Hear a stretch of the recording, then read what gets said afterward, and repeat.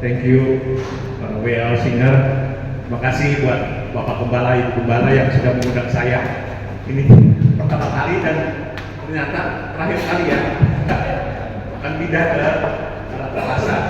Ya, perkenalkan nama saya Denny Mande. Ya, saya dari Manado.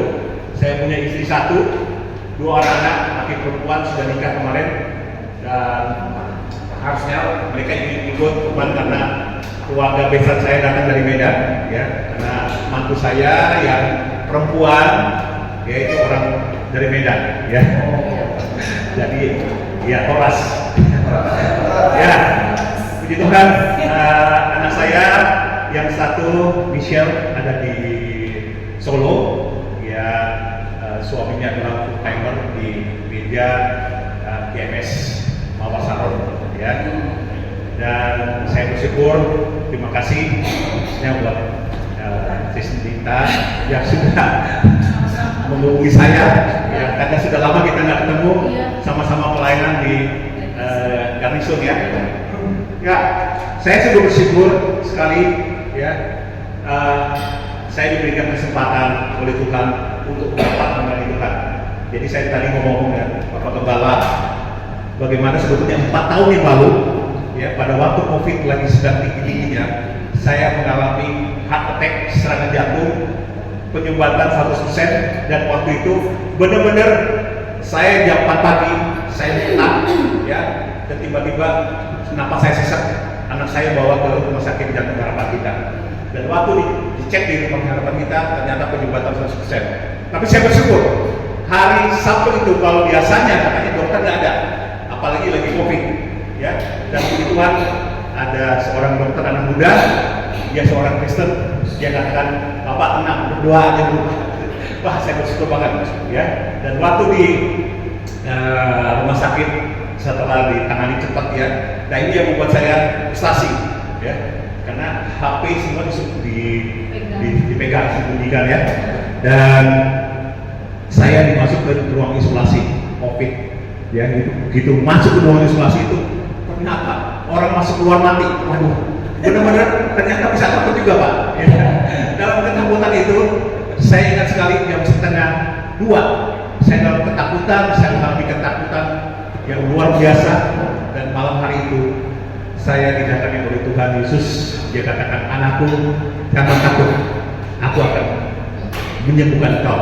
Dan pada malam hari itu jam 2 pagi saya tiba-tiba bernyanyi, ya, Tuhan memberikan saya satu lagu, ya, yang judulnya Tuhan Yesus Penyembuhku, itu ada di YouTube. Dan saya bersyukur setelah keluar dari rumah sakit 5 hari saya dinyatakan negatif, saya boleh keluar, ya. Dan waktu itu dokter bilang masih ada, harus dipasang ring lagi kurang lebih 3 hari mati.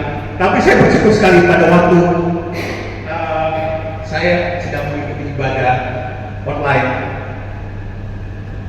saya mendengarkan satu khotbah tentang nama Yesus, dan disitulah saya langsung berteriak, darah Yesus menyembuhkan aku. Dan waktu saya berteriak ke anak, saya kaget, mereka lari ke atas, pikir saya teriak nama Yesus, dan darah Yesus, darah Yesus. Dan waktu anak saya ke atas, dan saya merasakan itu ada seperti tangan itu masuk ke dalam jantung saya, dan dia memegang tangannya seperti ada aliran strum masuk situ. Dan puji Tuhan, singkat saya dicek di dokter, ternyata saya tidak perlu lagi pasang ring, ya. Bahkan dokter bilang saya diberikan jantung baru.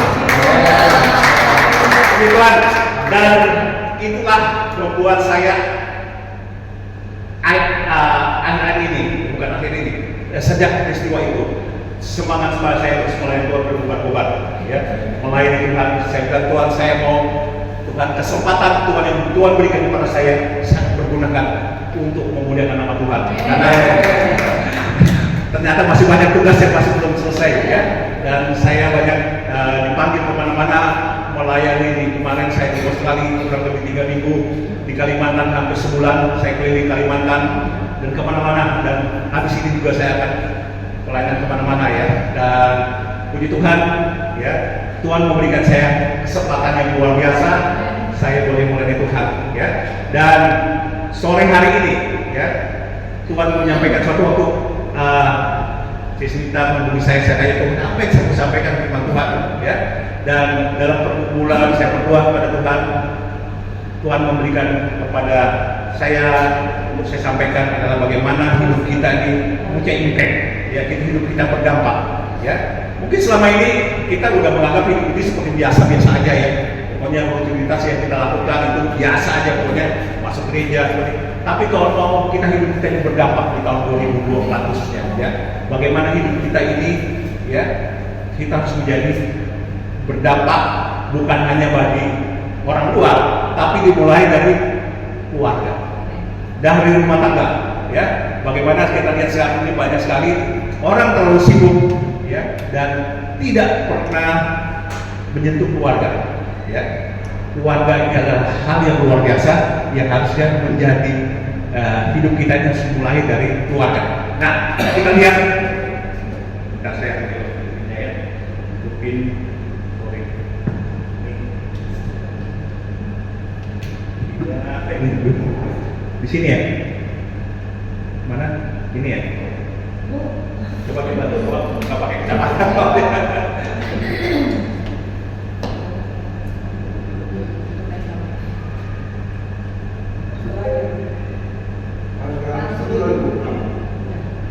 Saya yang bawa ini kacamata. Ya, usia saya sekarang ini adalah 67 ya. Oke, tetap semangat. Kalau saya kalau nyanyi apalagi buget bisa loncat-loncat. Ya, selama ini hidup berkristenan kita anggap itu biasa aja, ya. Ya, sebetulnya apa yang Tuhan mau adalah hidup kita ini berdampak, ya. Tanpa kita sadari, kita sebetulnya dalam kehidupan kita sehari-hari kita sudah memberikan dampak, ya. Mungkin dampak yang kecil, ya. Tapi sebetulnya hidup kita ini, apalagi kita sebagai pengikut Kristus, itu harus berdampak, ya. Yang saya katakan mulai dari keluarga, kemudian lingkungan kita, kemudian ya sampai orang-orang yang kita temui, ya. Nah, bagaimana dampak itu bisa memberikan dampak yang bermanfaat bagi lingkungan kita dan setiap orang di sekitar kita? Kita lihat, belum biasa seperti saya pakai. Ya. Ternyata berdampak itu membutuhkan sumber yang tepat, ya. Karena sumber yang tepat itu adalah Yesus sendiri, ya. Yesus sendiri adalah sumber dampak. Kalau kita yang hidup dalam Kristus, pasti hidup kita berdampak, ya. Kalau orang tidak dalam Kristus, ya, boleh dikatakan berdampak tapi tidak konsisten, ya. Kalau hidup kita dalam Kristus, pasti hidup kita akan berdampak, ya. Kita lihat dalam 1 Yohanes 4:7, 10, 14, ya. Saudara-saudaraku yang kekasih, marilah kita saling mengasihi, dan sebab kasih itu berasal dari Allah, dan setiap orang yang mengasihi lahir dari Allah dan mengenal Allah, ya. Barang siapa tidak mengasihi, dia tidak mengenal Allah, sebab Allah adalah kasih. Dalam hal inilah kasih Allah dinyatakan di tengah-tengah kita, yaitu bahwa Allah telah mengutus anaknya yang tunggal ke dalam dunia supaya kita hidup olehnya. Inilah kasih itu, bukan kita yang telah mengasihi Allah, tapi Allah yang telah mengasihi kita dan yang telah mengutus anaknya sebagai perdamaian bagi dosa-dosa kita, dan kita semua akan melihat dan bersaksi bahwa Allah telah mengutus anaknya menjadi juru selamat dunia, ya. Jadi sumber daripada hidup kita berdampak itu adalah Kristus sendiri, ya. Kalau kita hidup dalam Kristus, ya, hidup kita ini akan berdampak. Jadi itu sudah dimulai dari rumah tangga, ya. Jadi saya saksikan bahwa sejak saya berumah tangga, saya tidak pernah mengajak istri saya untuk supaya bisa mengikuti keyakinan saya. Tapi bagaimana waktu terjadi perubahan dalam hidup saya dan dia melihat, ya, sehingga satu saat dia katakan, aku mau ke gereja, ya. Jadi inilah bagaimana kalau kita hidup kita dalam Kristus, ya, kita adalah gambaran dari sebagai suratan dari Kristus, itu harus menjadi dampak. Ya, pembantu saya juga itu banyak yang Muslim. Tapi tadi saya tidak pernah itu, tapi begitu mereka melihat kasih itu ya, bagaimana saya memperhatikan mereka makan, saya tidak pernah membedakan makan itu yang berbeda. Akhirnya pembantu saya bertobat dan terima Yesus dan mereka minta dibaptis. Ya, inilah hidup kita berdampak. Jadi kalau kita hidup Kristus dan berdampak, di mana saja kita berada, kita akan menyaksikan kebaikan Tuhan. Nah, saya punya kebiasaan sampai sekarang. Kalau kemanapun, saya lebih senang naik online, apa namanya, Grab apa, Gojek ya, Gojek. Dan disitulah saya banyak menyampaikan kabar baik tentang Tuhan, ya, dan banyak puji Tuhan, ya. Orang-orang yang saya layani di mobil itu terima Tuhan Yesus. Bahkan pernah beberapa kali ada yang waktu saya doain dia merasakan seperti ada aliran listrik masuk dan dia nangis di situ, ya. Dan saya layani dia. Dan rupanya hari itu kalau saya tidak layani dia mau niat membunuh diri, ya. Puji Tuhan, ya. Bagaimana kita lihat, bagaimana hidup kita ini harus berdampak. Jadi jangan bukan hanya sekedar kita tahu firman Tuhan, tapi bagaimana hidup kita menjadi pelaku firman Tuhan dan kita bersaksi, ya. Karena sebetulnya Tuhan mau kita menjadi saksinya Tuhan. Ya. Dikatakan firman Tuhan biarlah kita menjadi saksi dalam Matius 28. Kita menjadi saksi Kristus, ya, baik itu dimulai dari Yerusalem, di luar Samaria dan sebagainya. Dan dikatakan kalau Wahyu dikatakan oleh kesaksian kita iblis dikalahkan. Ya, ini power perbuatan. Jadi kalau mungkin Anda tidak selalu kita harus menjadi hamba Tuhan yang menguasai firman Tuhan, ya. Tapi bagaimana kita menjadi saksi Kristus? Saksi Kristus kita menyampaikan kabar baik, ya, good news ini kepada orang-orang yang kita ketemui. Karena banyak orang-orang yang hanya terlalu egois, tidak memperhatikan orang-orang lain sekitar kita yang sebetulnya masih banyak yang harus kita sampaikan kabar baik ini, ya. Di mana saja kita berada, kita harus menyampaikan kabar baik. Inilah tugas kita di tahun 2024 ini, harus banyak saksi menyampaikan kabar baik kepada setiap orang yang kita ketemui. Ya. Dan next berikutnya adalah itu berdampak, itu dimulai dikatakan takut akan Tuhan. Terkadang kita lebih takut daripada pandangan orang, daripada takut pada Tuhan. Sekecil apapun tindakan yang kita lakukan pasti membawa dampak. Pastikan dampak yang kita berikan itu tidak dipengaruhi oleh situasi atau kondisi, melainkan setiap keputusan yang kita ambil bisa memberikan dampak yang benar. Ya, ini yang Tuhan mau dalam hidup kita. Itu dimulai dari takut akan Tuhan. Takut akan Tuhan ini bukan berarti takut akan, ya mungkin orang takut yang biasa, tapi takut akan Tuhan itu artinya bahwa kita cinta sama Tuhan, ya.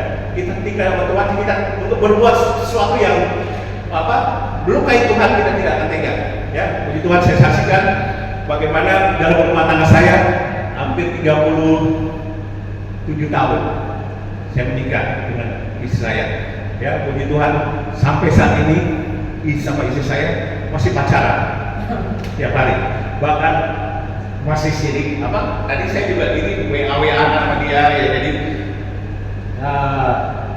kita masih biasakan seperti orang pacaran, ya. Dan anak-anak melihat bahwa ternyata sampai anak saya perempuan waktu itu dia karena perempuan kan suka tulis di diary, ya. Dan waktu dia tulis di diary, dia tulis dia ingin suaminya menjadi suaminya yang seperti papi, gitu. Saya menangis dalam Tuhan, luar biasa. Ternyata bagaimana kehidupan saya ini bisa berdampak terhadap anak-anak saya, ya. Dan syukur anak-anak saya sekarang Tuhan berkati luar biasa, ya. Yang satu menjadi, yang laki itu menjadi direktur, salah satu direktur daripada Tokopedia, ya. Dan anak-anak saya berkati. Jadi bagi orang-orang yang takut akan Tuhan, ya, berkat tadi, berkat anak cucu itu akan turun atas kita, ya. Itu dimulai daripada kita takut akan Tuhan. Nah, dalam 1 Samuel 12 ayat 14 dikatakan, asal saja kamu takut akan Tuhan, beribadah kepadanya, mendengarkan firman-Nya, dan tidak menentang titah Tuhan, baik kamu maupun raja yang yang memerintah kamu itu mengikuti Tuhan Allahmu. Ya, jadi sumber daripada hidup kita pendapat adalah takut akan Tuhan. Ya, itu dimulai dari bagaimana kita membangun keluarga yang takut akan Tuhan. Ya, dan itu saya biasakan ke anak-anak. Kalau hari Minggu kita harus beribadah bersama-sama. Ya, beribadah karena ibadah itu sangat penting sekali dalam rumah tangga. Jadi kita harus membangun ibadah mereka takut akan Tuhan. Saya bersyukur anak-anak saya tidak terpengaruh, apalagi di kota Jakarta, ya, bagaimana kita lihat pergaulan yang sungguh luar biasa, dan anak-anak itu kita bekali dan mereka, ya, takut akan Tuhan, ya. Dan berikutnya adalah, ya, miliki keputusan untuk memilih tindakan yang benar dan memilih untuk takut akan Tuhan. Hanya kasih Tuhan yang menampakkan kita, memampukan kita untuk melakukan semua. Jangan mengandalkan kekuatan kita sendiri untuk terlepas daripada semua permasalahan yang kita hadapi. Ya, tugas kita adalah bagaimana membuat kasih Tuhan itu terinterpretasi dalam hidup kita. Ya, jadi luar biasa sekali takut akan Tuhan ini. Ya, dimulai daripada keluarga. Ya, sehingga hidup kita boleh menjadi berkah. Dan saya saksikan juga bagaimana perjalanan hidup saya ini, saya di proses Tuhan itu mengalami masa 3 kali padang gurun, ya. Kita habis-habisan terakhir pada waktu anak saya itu masuk sekolah SMA yang satu di perguruan tinggi. Waktu itu kita habis, benar-benar habis karena saya ada jadi bis dalam pengelolaan perusahaan, dan saya harus melunaskan semua hutang-hutang saya miliaran itu, dan saya harus jual aset. Dan sampai satu saat, ya, kita harus, ya, tadi saya bilang tinggal di Pulau Mas, Pak. Kita tinggal di Pulau Mas itu, kita hanya tinggal di ruangan kos ukuran 3x4 bersama 2 orang anak dan istri saya. Dan benar-benar banyak orang tak percaya, ya, kok Pak Denny kok bisa seperti itu. Tapi yang luar biasa, saya ngalami 4 tahun saya tidak pun mendapatkan penghasilan. Semua usaha Tuhan tutup, dan sampai satu titik di mana anak saya harus masuk kuliah. Dan pada waktu masuk kuliah itu dan masuk SMA, kita udah gak punya apa-apa. Hari itu pun juga kita udah gak punya apa-apa, mau makan gak ada. Kita hanya bergandeng tangan dengan anak saya, dengan istri. Kita naikkan lagu mungkin yang pernah sekolah minggu, ya, Bapak udah padamu, Bapak datang padamu, naikkan ucapan syukur atas kasih anugerah-Mu. Dan setiap hari, pagi hari, pada waktu kejadian itu, air mata saya keluar, ya, dan kita udah gak punya apa-apa. Dan yang luar biasa, pada waktu kita habis memuji Tuhan, mengucap syukur, jam 10 pagi, saya ingat sekali, tiba-tiba pintu saya diketok, ya, seorang ibu yang sampai saya lupa tanya, sampai saat ini saya lupa ucap siapa itu, Tuhan kirim. Seorang ibu dari Jawa Tengah, dia katakan, Pak, saya dikirim Tuhan untuk ketemu Pak Denny. Dan apa tahu, dia berikan saya isinya amplop yang cukup banyak, ternyata cukup untuk membayar uang kuliah anak saya dan anak ini istri saya. Dan yang luar biasa, hari itu yang saya katakan tidak makan, dia katakan, Pak Denny, tuh ambil di baju apa di belakangnya, apa namanya, buat mobil sedan, ya. Ternyata itu ada beras rojo ini 100 kilo. Dan yang luar biasa saya saksikan bagi semua kasih Tuhan, ya. Pokoknya kita tetap setia pada Tuhan sampai satu saat saya Tuhan katakan, saya tinggal mobil saya satu-satunya mobil lama, mobil TAF, dan Tuhan bilang berikan untuk pelayanan. Saya ngomong pada istri saya, Mi, Tuhan bicara sama saya, mobil kita satu-satunya ini mobil TAF yang tahun 80-an, ya, itu berikan kepada pelayanan Tuhan. Jika kita istri saya bilang, udah kalau kamu dengar suara Tuhan, jalankan. Ya ini penting banget, jadi memang perlu istri itu bersama-sama saat istirahat ya. Dan saya sudah tidak mikir lagi apa, pokoknya terserah Tuhan, pokoknya saya hidup semua untuk Tuhan. Dan waktu beberapa hari kemudian saya datang dari suatu pesta pernikahan di Plaza Indonesia. Saya ketemu dengan seorang pengusaha, dia katakan, baru saya ketemu loh pengusaha itu. Pak Denny besok datang ke tempat saya. Saya pikir mungkin dia tahu saya nggak ada kerjaan, ya. Kemudian saya datang ke tempat dia. Waktu saya ketemu saya di ruang tamu, dia keluar dari pintunya, dari ruang kerjanya. Dia bawa satu amplop plastik, ya. Ternyata isinya apa, saudara tahu? STNK, BPKB. Dia berikan kepada saya mobil Honda Accord terbaru, ya. Ini luar biasa. Jadi saya saksikan di sini, jangan kita hitung-hitungan sama Tuhan. Kalau Tuhan sudah menyertai kita, ya, tidak ada satupun Tuhan tidak pernah meninggalkan kita. Jadi yang penting dalam khususnya di tahun 2024 ini, kalau kita mau hidup kita berdampak, ya, kita harus percaya Allah kita Allah yang Immanuel, Tuhan beserta dengan kita. Immanuel itu berkata bahwa Tuhan selalu bersama dengan kita, ya.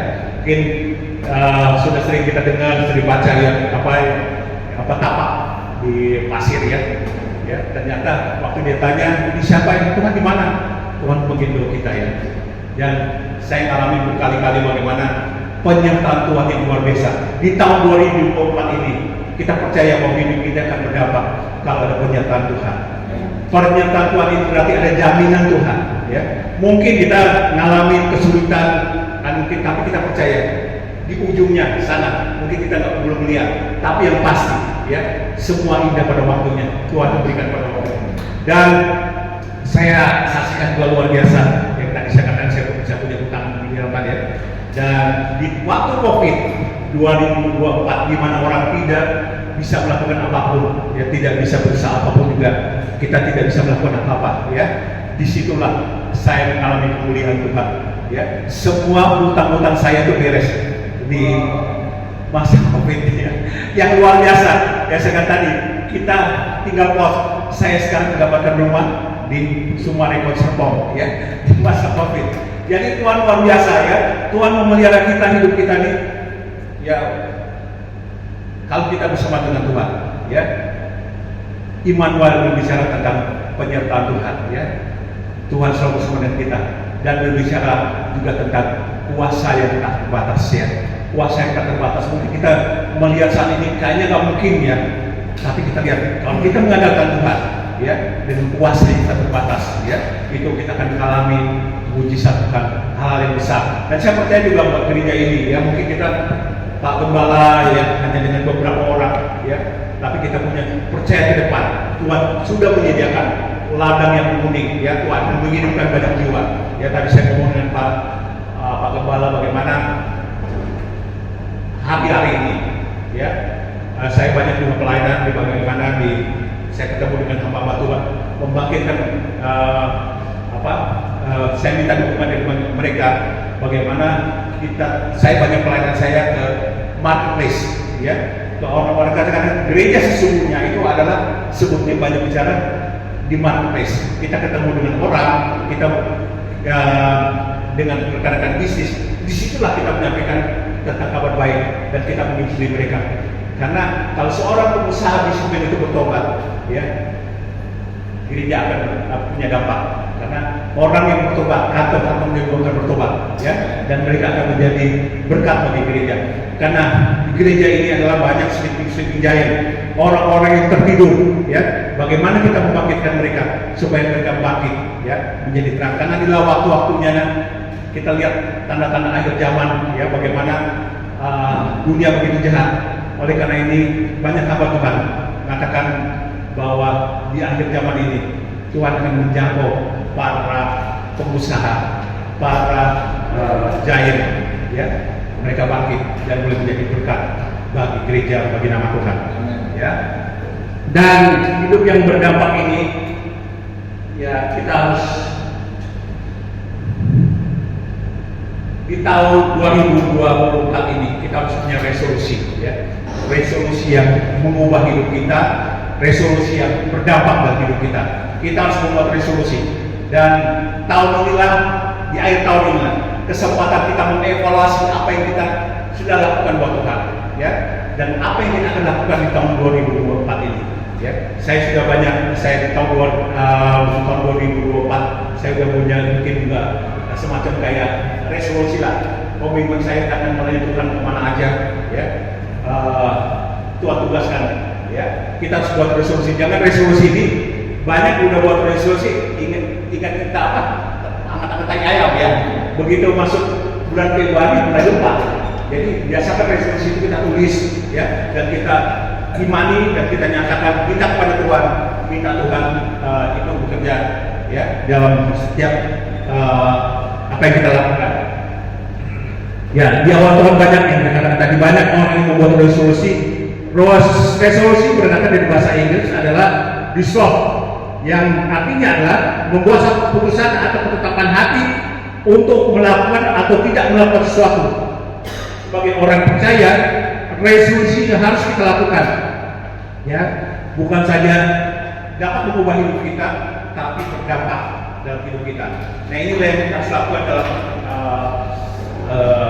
tahun-tahun ini, dan Tuhan ingatkan kepada kita juga, ya, supaya hidup kita berdampak. Kita harus mempunyai spirit of excellence, spirit berbicara tentang, ya, melakukan segala sesuatu dengan totalitas, ya. Berbicara tentang totalitas ini adalah bagaimana kita memberikan yang terbaik, ya, dalam pelayanan pun juga. Jangan asal-asalan, kita berikan yang terbaik buat Tuhan, waktu yang terbaik, ya, berikan segala sesuatu yang terbaik buat Tuhan di 2024 ini, dan kita akan lihat, ya, bagaimana Tuhan menjadikan hidup kita akan berdampak, pelayanan kita akan berdampak, ya. Dan Tuhan ingatkan kembali supaya di dalam spirit kita, ya, kita jadi lihat contohnya spirit of excellence itu. Kita lihat Daniel, bagaimana Daniel itu dalam 3 periode kerajaan, ya, tapi dia mempunyai dampak yang luar biasa, ya. Dan dampaknya adalah bagaimana Daniel ini sangat dihormati di dalam 3 kerajaan ini. Dan Daniel ini adalah orang yang punya suatu hikmat yang luar biasa, ya. Kita lihat Daniel, ya, dan Daniel kita lihat contohnya adalah orang yang selalu berdoa, ya, walaupun mau dihukum segala macam, tapi kita lihat Daniel tetap mencari Tuhan, dan kita lihat dampaknya adalah Daniel dipermuliakan oleh Tuhan, ya. Hidup kita harus berdampak, dan kita diingatkan kembali pada Tuhan, ya, untuk kembali kepada cinta mula-mula, ya. Karena di dalam masih dikatakan, ya, banyak di Efesus, ya, Tuhan mencela banyak orang-orang percaya. Ya, mungkin kita sudah terlalu banyak melakukan kegiatan pelayanan secara rutinitas, tapi Tuhan mau kita kembali kepada cinta mula-mula, ya. Cinta mula-mula ini yang harus kita gali, ya. Dan dikatakan lakukan segala sesuatu yang pernah kita lakukan. Mungkin dulu kita udah banyak hal yang kita saat ini udah mulai nggak pernah lakukan, ya, dengan doa segala macam. Tapi kalau kita lakukan segala sesuatu dengan betul-betul all out, ya. All out itu berbicara tentang totalitas, ya. Hidup kita ini harus menjadi supaya kita hidup berdampak ini, ya, itu harus yang istilahnya kita menjadi juara, ya. Menjadi juara. Ini saya buat singkatannya, ya, supaya gampang ingat. Ya, juara adalah yang pertama, jangan pernah menyerah. Never give up, ya. Kemudian 2, usahakanlah, usahakan yang terbaik. Berbicara tentang all out 100%. Kita lakukan yang terbaik buat Tuhan. Kemudian yang ketiga, kita mengandalkan Tuhan, ya. Segala sesuatu kita mengandalkan Tuhan, ya. Tuhan menyertai kita. Dan yang keempat, kita harus rela berbagi, ya, jangan egois, ya.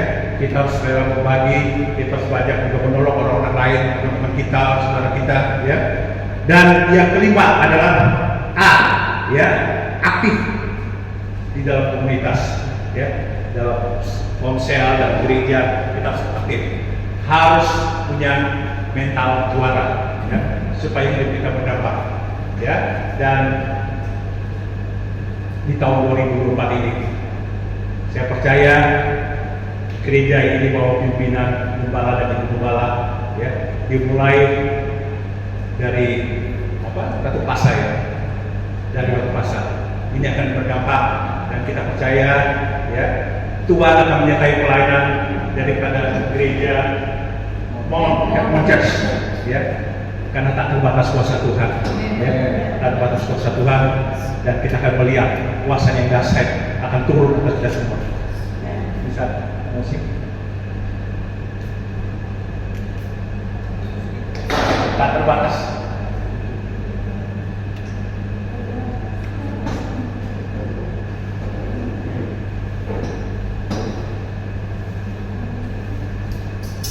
Ya, saudara, kalau kita mau mengalami hidup yang berdampak, ya, biarlah di akhir tahun ini kita boleh membuat suatu komitmen kepada Tuhan, membuat suatu resolusi pada Tuhan, dan kita minta kuasa Tuhan, penyertaan Tuhan menyertai kita.